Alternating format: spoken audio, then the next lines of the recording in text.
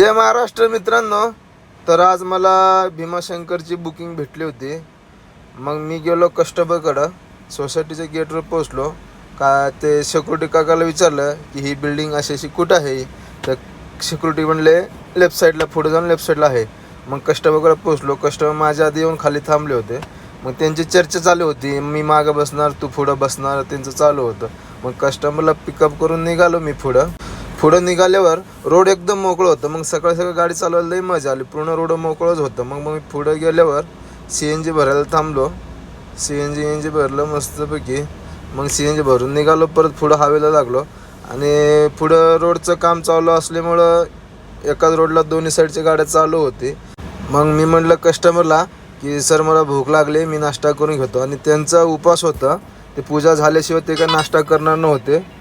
मग ते म्हणले ठीक आहे, आम्ही चहा पिऊन घेतो. मग मी म्हणलं ठीक आहे. मग शेवटी आम्ही पोचलो मंदिरापाशी. पुढं तर जागा नव्हती जायला, म्हणून मी काय गेलो नाही. मी तिथंच गाडी लावून थांबलो. आणि इथं बघा, ही माझी गाडी थांबली.